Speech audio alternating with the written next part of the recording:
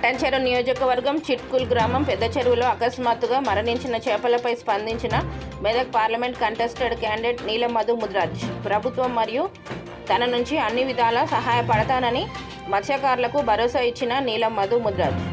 అందరికీ నమస్కారం. ఈరోజు పటాన్చెరు కాన్స్టిట్యున్సీ పటాన్చెరు మండలంలో చిట్కుల్ గ్రామంలో పెద్ద చెరువులో హఠాత్తుగా చేపలు చనిపోవడం జరిగింది.